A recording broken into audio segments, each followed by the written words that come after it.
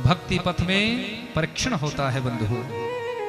इतना सरल नहीं है, सहज नहीं है भक्ति का यह पथ। जब भी आप भगवान की सेवा पूजा आराधना कोई भी जब तक प्रारंभ करते हैं तो एक परिस्थिति ऐसी बनती है कि वहां तुम्हारा परीक्षण भी जरूर होगा, वहां तो तुम्हारी परीक्षा भी जरूर होगी।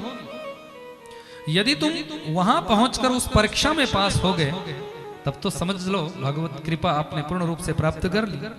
पर वहां जाकर यदि तुम फेल हो गए तो फिर उस भक्ति पथ से तुम फिर शून्य पर पहुंच जाते हो, फिर शून्य पर। अब जो है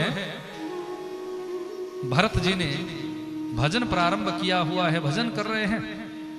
उसी समय क्या हुआ, एक गर्भवती हिरणी जिसके पीछे एक सिंह दौड़ा हुआ है, सिंह ने दहाड़ लगाई, हिरणी भयभीत हुई है और हिरणी तुरंत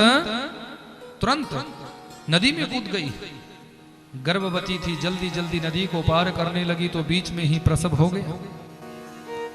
शीतल जल था, हिरणी का तो प्राणांत हो गया।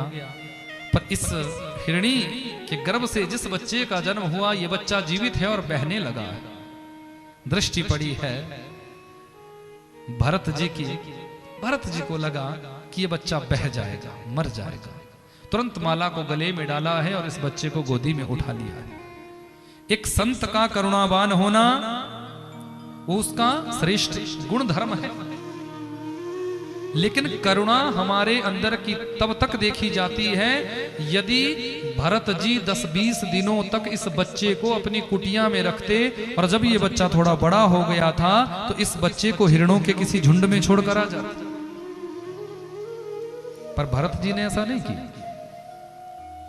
धीरे धीरे भरत जी का वो प्रेम आसक्ति में परिवर्तित होने लगा है। बंधुओं, जीवन में एक बात याद रखना, प्रेम सबसे करना पर आसक्ति कभी किसी से मत करना। पत्नी से भी आसक्ति हो जाएगी तो तुम डूब जाओगे, पति से भी आसक्ति हो जाएगी तो तुम गिर जाओगे, बच्चों से भी आसक्ति हो जाएगी तो तुम इस संसार में भटकते रह जाओगे। संसार की किसी भी वस्तु से आसक्ति हो जाएगी तो बार बार इस संसार में तुम्हें आना ही पड़ेगा। यदि जन्म मरण के कुचक्कर से छूटना चाहते हो, परमात्मा की उस पूर्ण कृपा को प्राप्त करना चाहते हो तो जीवन में बस इस सूत्र को याद रखना कि कभी किसी से आसक्ति मत करना। भरत जी से यही गलती हुई थी। भरत जी ने इस हिरण के बच्चे पर आसक्ति की। आसक्ति ही हमें बंधन में बांधती है।